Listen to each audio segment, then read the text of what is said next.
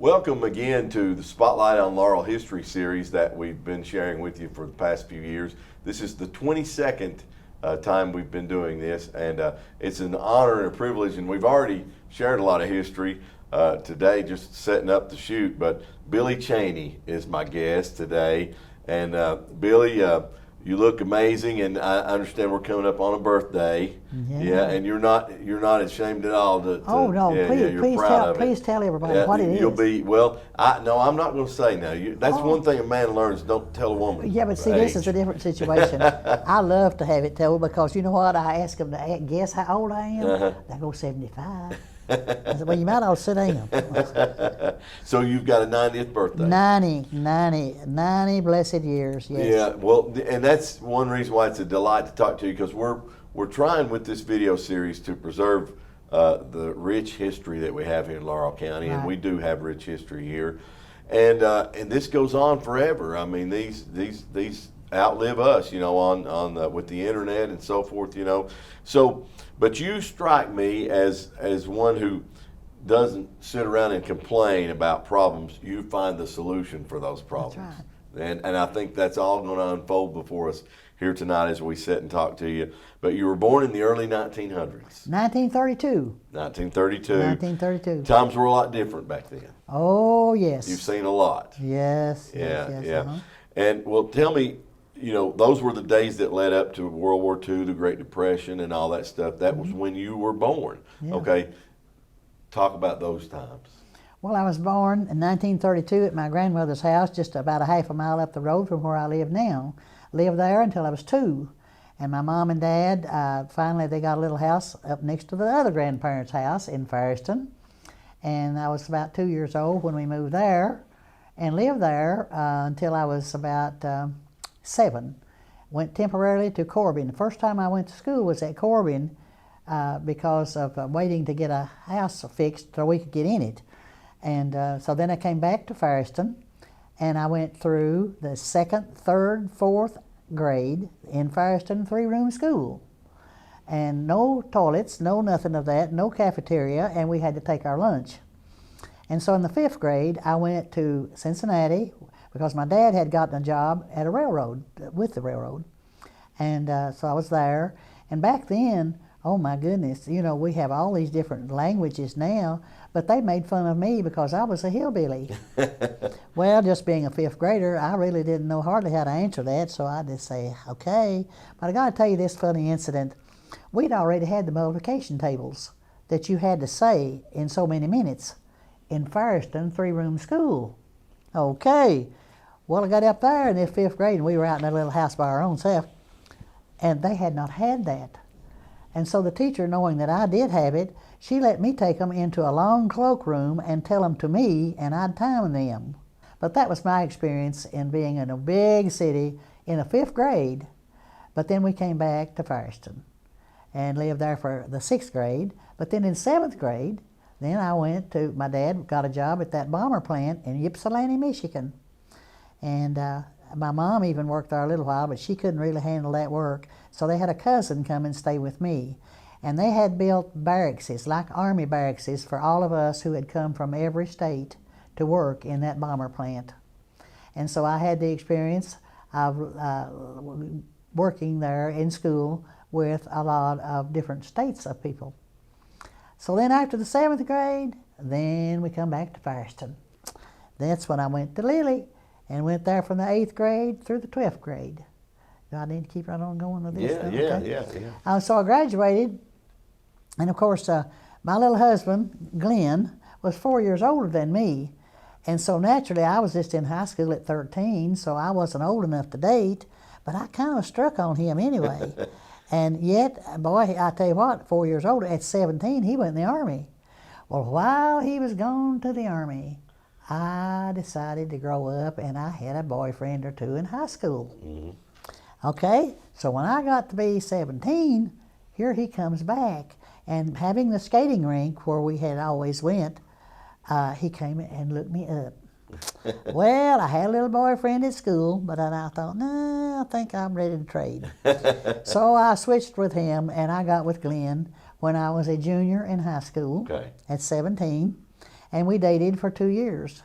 And then he worked for his dad at the lumber company and went to lumber grading school, made a lumber inspector and all of that. This is Chaney Lumber. Yes, Chaney Lumber Company. And then after he got out of school, of course, we had dated a little while longer. But then my folks did move in July of 1950 and sold that skating rink. And we went to Hamilton because Daddy had gotten a job then at Fisher Body and had worked there. In fact, he worked there for 25 years. And so there was no work around, and so he went there. And I went, of course, having be still at home. And I left in July. Well, Glenn was coming up to see me every other week. Finally, in October of that same year, he said, you know, I'm getting tired of coming up here like this. He said, maybe I ought to just see if you just want to go back to Laurel County with me. I said, is that my proposal? So that's well, why I'll tell you what I'll do. I'll take you up on that. I don't want to hunt another one up here in this big city, and I'd get lost. So we got married. Yeah, and well. that was the beginning. Now we'll go back to Firestone. Yeah. And live there. So now let's go back Yeah. a little bit here and talk about the skating. You mentioned the skating rink, and your family owned a skating rink. He built here. it in 1940, and I was 7 years old. And Bill Barrett was the carpenter, and he had a wooden leg. And I was a little kid running around just moving lumber and everything. And one day I picked up a saw, and I was sawing on his wooden leg. No. They caught me, 7 years old. Yeah. Well, that was my experience with that. But anyway, we went ahead and built it. And I had learned to skate on some steel wheel skates in Corbin that few months that we lived there.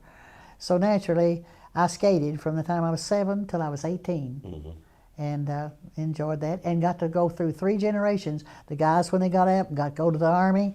I'd see that group, and then I'd see the other group. And back then, what was so wonderful, Tip, is that adults skated. The couples would skate. They didn't have to wait till they got 12 years old and no, now they're too big to do that. Yeah. Now they got to do something else. Yeah. But that was our recreation, and a lot of them didn't have cars to go to the movies.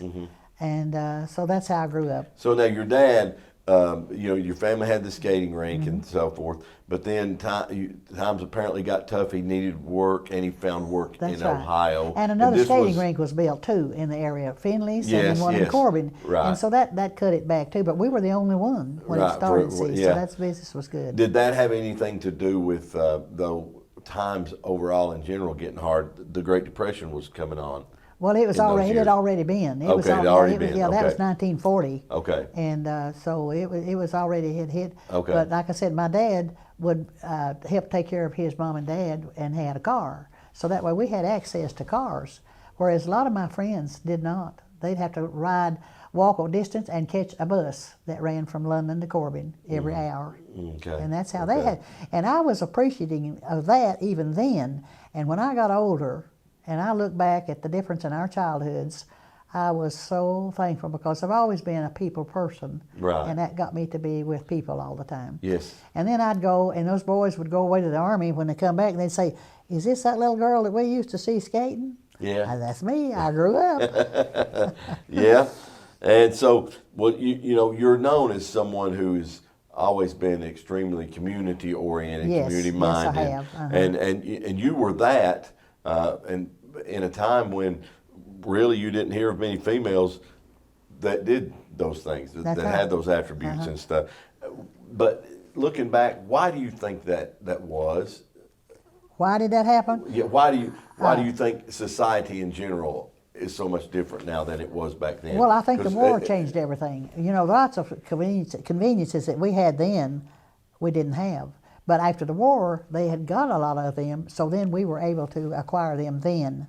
After the war, that was a big issue with doing away with the Depression as we knew it. Right, Yes. yeah. So now let's talk about, you've talked some about your family, your parents, but tell us who your parents were. Okay. Okay, and then let's go from there into you and Glenn, and we'll talk about the business, Chaney Lumber, and then let's go on down into your kids, grandkids, and so forth. All right. Well, my mom and dad, Daddy, his parents lived right there in Firestone, and that's why we lived with those grandparents just from them, and we'd help them, and Daddy would take them. They had a car, but Daddy would drive it because they couldn't drive. And so I would be able to go visit with that set of grandparents. And let's see, he was a great help. And then he had a sister that also lived, so we were quite family oriented. He had two brothers that lived in Corbin, but they had good jobs. Successful people generally are family oriented. Yes, and they worked for the railroad, but Daddy never got one on that, so he drove a taxi. He had a taxi service for a long time that he did. And then after that, that's when he left and went to Michigan to work in the bomber plant after that. So that was the deal on that. And then after I got out of high school, then of course, now as you said, I got married to Glenn, and I slipped off.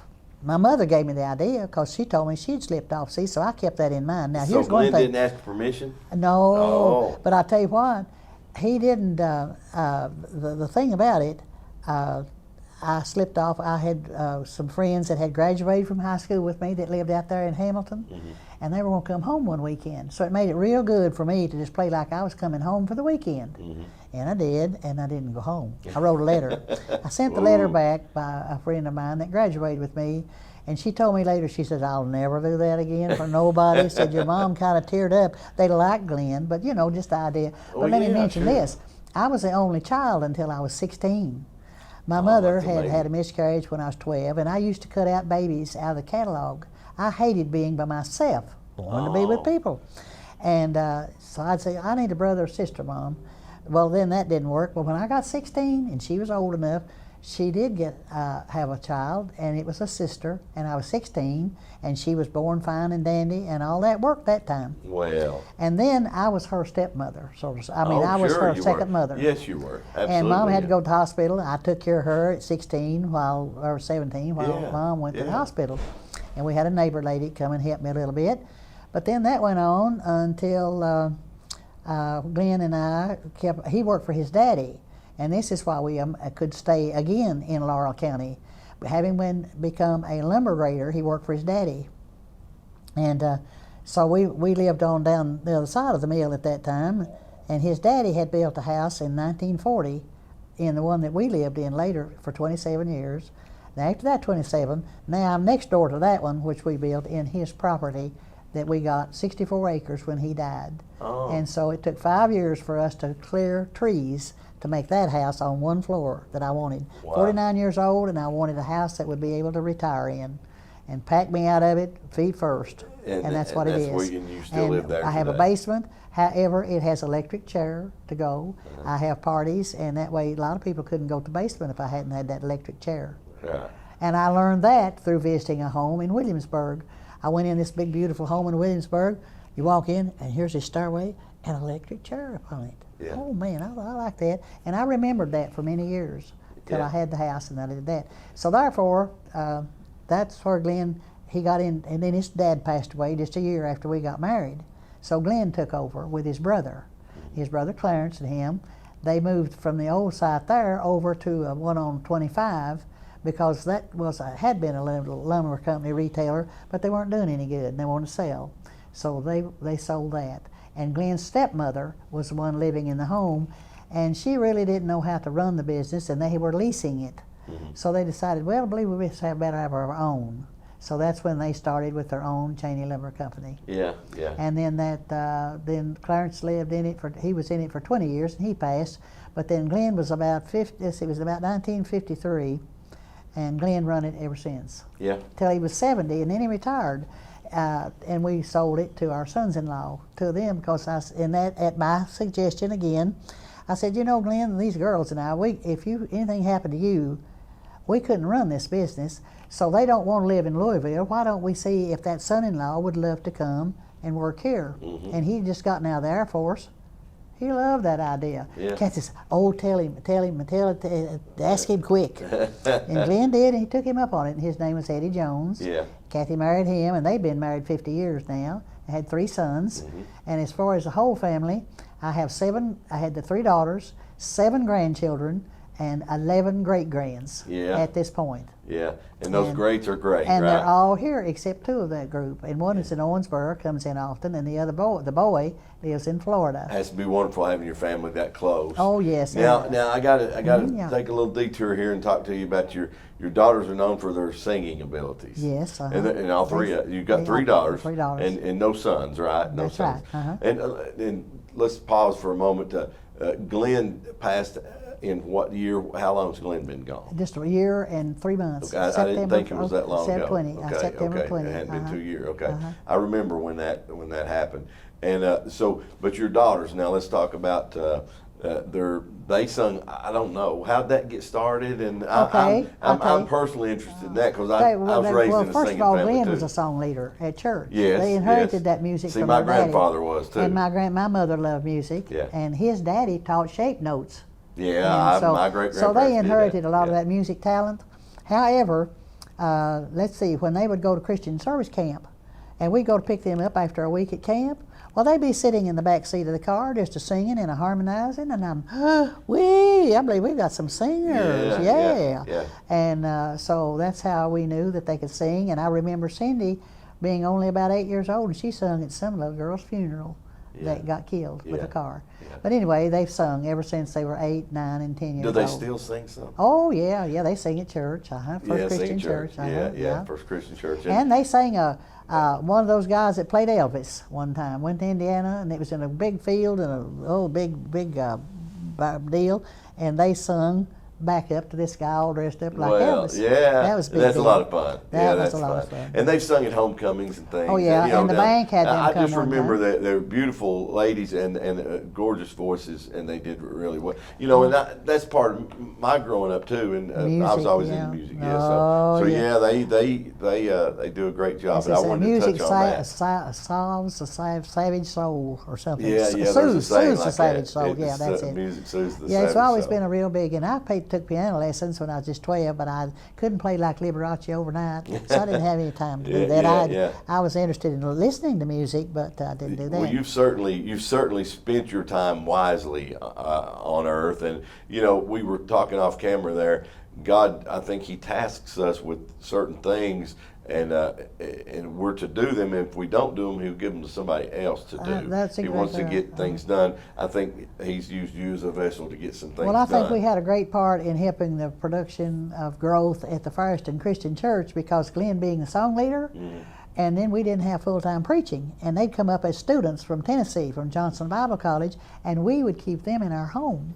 Oh. So being the keepers of the preachers that we had, the Lord used us in that way, and then I taught Sunday school, and Glenn did too, as well as lead singing. Yeah, that's good. So that's good. And then we also built the church. It was an old church building, and we turned it over on rollers and built a new one, and Dillard Witt was the carpenter that did that. Now, when was that? What year was that? 1952 or something like that, because we had a guy had just gotten out of the college down there, and he became our first full-time preacher. Is that right? Yeah, that's good stuff. Good. Good history right there. Oh yes. So now I've got a lot of things laying before me here, and we're going to zero in on some of this stuff. And I think the best thing probably to start with would be this picture right here of George Bush. That's and if they can see that Up higher. There you go. Yeah, that's Air Force One in the background there, and that's George H.W. Bush. And that's the county judge at the time, and then that's you there. So tell us about that picture.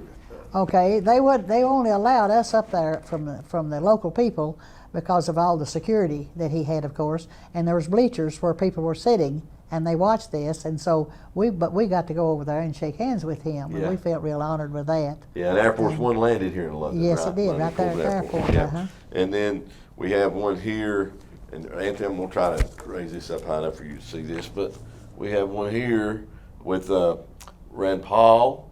That's Reverend Gene Green there's in that. Yes. But tell us about this picture.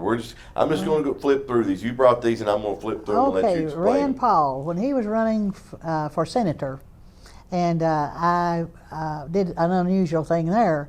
You know how they have fundraisers in people's homes and charge you $100,000, $500,000, $1,000. Okay, and it would be in a home. It might be 25 or 30 people show up. Well, I had attended several of those, and I had the idea that I would present to his campaign manager. I said, look, let me fix up a rally at the community center, and this will sell $20 tickets. People will need to meet him personally and have a picture made with him, and that would make them more interested in voting for him. And he said, well, it's never been done, but we'll ask. I thought, okay. And he did. He said, go for it. So we did, and we made up $18,000, but we had about 200 people show up. I had pictures made with about 10 people with him on that, and Clyde, or not him, but the Mills boy, Brian Mills, was his field man. Okay. And he helped me do that.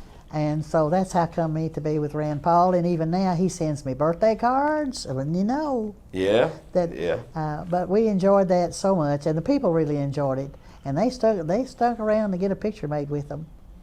Here's one that's Congressman Rogers.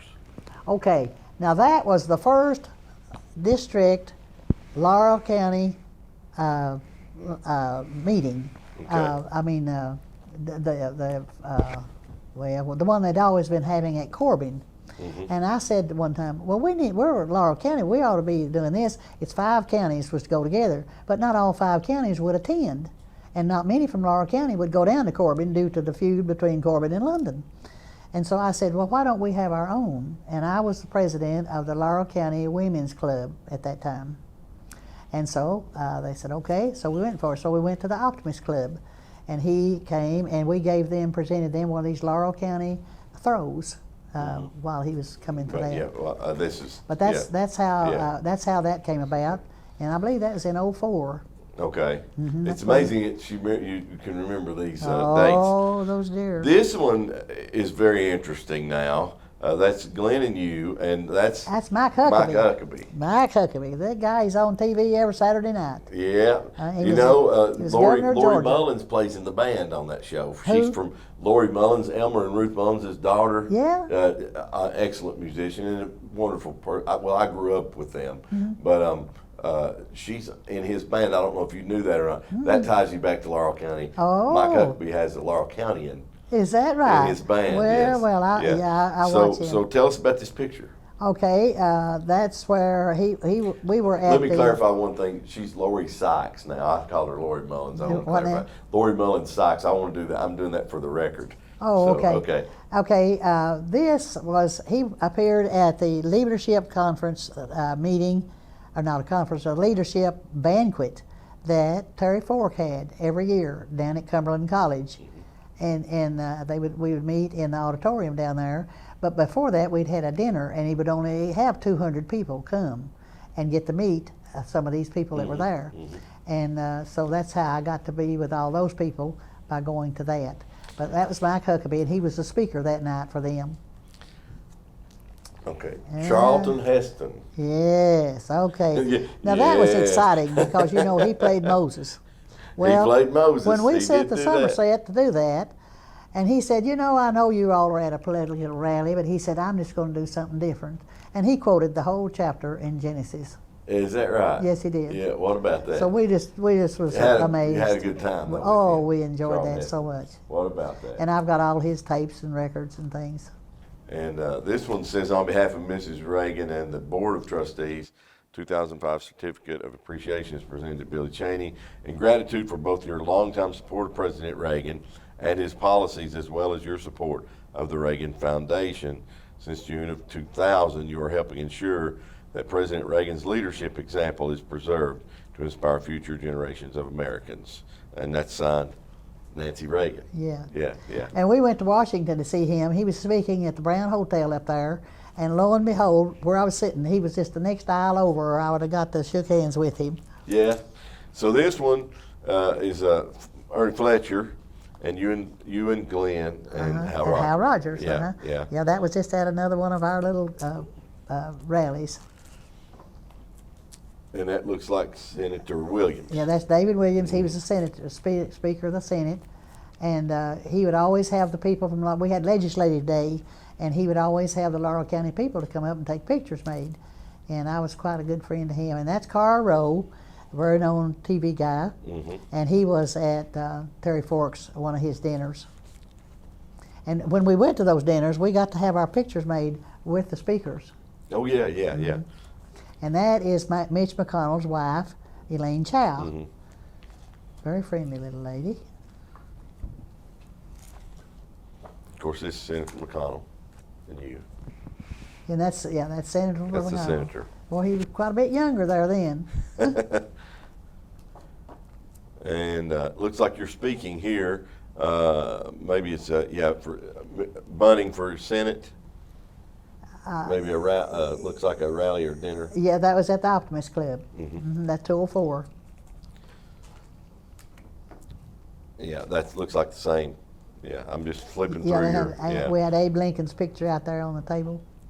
And then here's another one of Now that was taken down at Warren Scoville's house. Mm-hmm. He had him come down there, and of course we had our picture made. That was another rally.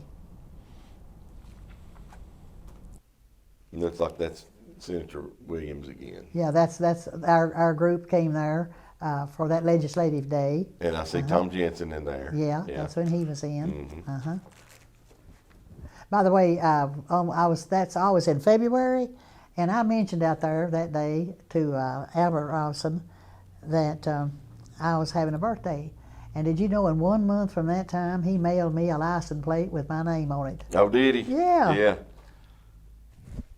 Oh, here's Rudy Giuliani. Oh, yes, yes. So, I tell you, I wouldn't take nothing for and I've told Terry Fork, had it not been for him, those college kids would never get to meet those guys that close. But that auditorium or gym would be full of listening to these guys. and then we have the Lincoln Day banquet here. Looks like you've got that. Yeah, the Lincoln Day dinner. memorialized, Yeah, that was yeah. the Lincoln. That's what I was trying to think of a while ago. Was the Lincoln Day rally down there? 5th District Lincoln Club inducts into the 5th District Hall of Fame Billie Chaney for your work and dedication to the Republican Party. That's March of 2004. Yeah, Yeah. that was at Corbin, and they asked me how I got interested in politics. Now that I've got to tell you that because it goes with Yeah, I that. want you to tell it. Yeah. I was up at the podium, and Hal Rogers and them asked me how did I get interested, and I said, well, it's really kind of a funny situation.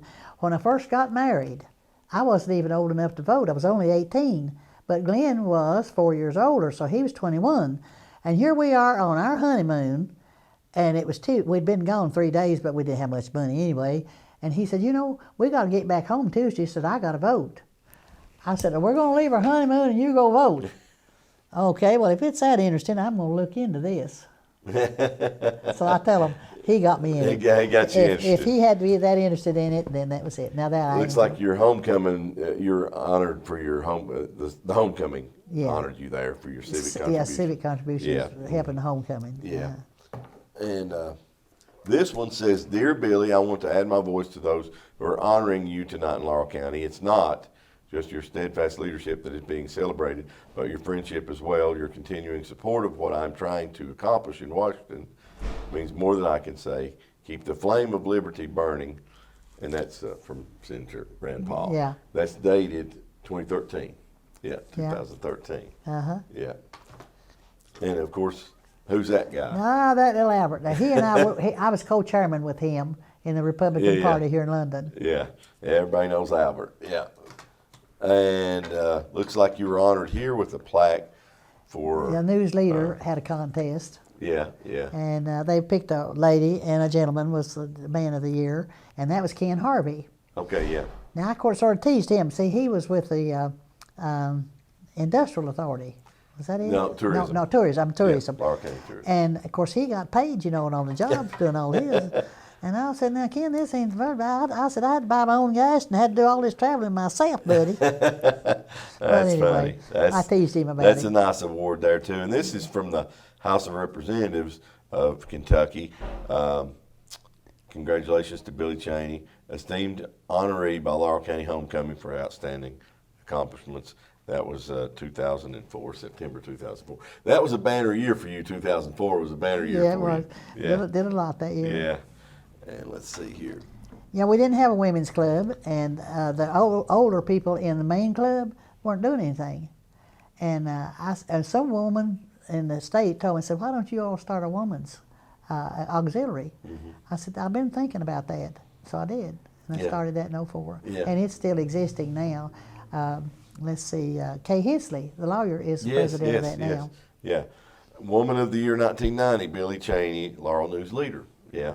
That's a now defunct newspaper, but I remember that newspaper very well. Yeah, they couldn't. They just couldn't compete with the Sentinel. In honor of your outstanding dedication to your community, Miss Southeast Kentucky Scholarship Program proudly salutes our 1996 Woman of Achievement, Miss Billie Chaney. Laurel County Republican Hall of Fame. Now that's the one here from London. 2013. See, the other one was Corbin. Yeah. With the Billie district Chaney. down there. Yeah.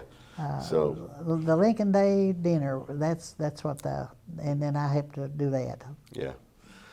Well, I tell So- you, you've got quite a few accolades and accomplishments here, and it's a rich part of our history and heritage here in Laurel County is Billie Chaney, and so congratulations on a lifetime that is just outstanding, and anybody would love to have lived, and you have followed through on what you've been tasked to do, and you're still doing it. There's one thing I'd love to mention, Tip, and that's about Sue Bennett College, because it wasn't air conditioned, and as I said, the floor was bare, and I got a committee together through the director, and I took my carpenters up there. The stage with those plays, the back of it was the absolute outside wall. You couldn't enter the stage on this side and go over here and then go around and come back in. And so I had them to build a wall which made a hallway in the back of that stage, so that when they did those big plays, they could go off, come back in, come any way they wanted to. That plus the air conditioning, and Johnny Carpenter is one who really helped us on that to get the air conditioning done. And that was the big play of King and I or something in July. We didn't have it finished, and I went down to Orangeburg and rented them big 4-foot fans and put 2 in the stage and 2 out through there, and we had the play. So you found the solution. And that's why I've got on my phone problem. them thanking me and calling me their theater angel. Yeah, I saw that right there. Yeah. And about what time frame was that then? Let's see, in the goodness, honey. Ooh, Shirley Dugan, what day did she Well, come? Anthony said he'd watched some now of those that plays. One, So. I don't have, I didn't do as much documenting of Back pictures. days, yeah. But anyway, that was a feat. Well, and then not that only that, speaks but to you the- remember Joan Stivers, who was president? She was in a little old hole in the wall for her office, and she wanted to convert one of those classrooms to her office. So I took my carpenter up there and did that for her. Yeah. So you're one of these people, like I said, that speaks to the fact, as what I opened with, you don't sit around and complain about the problem. Yeah, what you You can't find do a nothing about, solution. just hush. Yeah, that's right. Yeah. Well, that's a good way to end it. I like to end it on that. What you can't do anything about, just hush. Well, and that's You know. what, as far as age, it really, I've never, 40, 50, 60, never bothered me one bit, because I was too interested in enjoying every day as it come. And the thing about it, right now, and I heard a slogan, don't retire to think you're going to quit, you just relocate. So I retired from an office job, yes, but I relocated and run all over everything else in doing something. But to stay busy, to keep connected is the main thing about living. After all, if you're not out doing something, what are you doing living? But here's the thing, and I want everybody to remember. You still love life and enjoy life. That's it, is they'll say, I'm not going to have any more birthdays. And that always hurt me. I thought, now wait a minute, God gave you another year. Yeah. And you're just kind of playing it off? I have had every candle on my cake every year for years. And you can still blow them out. And I'm still, and I'll tell you what I'll do. You see, there's so many, it won't fit on a regular size cake. And so one of my girls, I came up with the idea of styrofoam. And so she got this styrofoam, and we put all these candles in there and lay it by the cake and blow it out of that, and then it would mess up the cake. Because with that many candles, it would mess up the icing and everything. So that's what we do, and that's what I do, and that's what I've done. I bought a piece of styrofoam today to put all my 90 candles in it, so that but I say this, if God gives it to me, I'm going to rejoice and be glad and pray that I can get a few more years done. Yeah, that's right, and that's why you're still going strong, I think. Well, I think I believe that we do have, that we are destined to do certain things. It has to be that way, because why would I be the one to get thinking about this? I completely agree with that. I'm thinking now, well, why didn't somebody, I've never had to stand in no long line to get voted on for somebody else or me to do it. They didn't want to do it. They didn't think about doing it. Right. So that's the reason I feel like I have had a special calling to do certain jobs. Well, and you've done well, and we appreciate. Well, I you certainly sitting would down pray with for us. thankful for any success, and I just pray that with the experience I have got, an experience brings experience. Yes, it does. And so that way I could just keep using what I know and keep going. Well, I certainly appreciate your time. Well, honey, I been- could sit here and talk all day about all this because I love to review what's happened, and if you don't remember history, you're going to repeat it. Yeah, that's right. Yeah. In the If bad you don't parts. learn from it, if you don't learn from it, you're that's doomed right. to repeat it. So yeah. now, when will I get to see this? Is this going to be on Facebook now, you say? It's going to be on Facebook in the next sometime before your birthday Oh. or party. Oh. When's your birthday and your birthday party? The party's the 11th, but my birthday's on the 17th. Oh, Yeah. we need to. See, get I'm this- between Abe and George. I'm between two famous people. We'll get this out this week for you. Oh, okay. Yeah, Very we'll try good. it. Very good.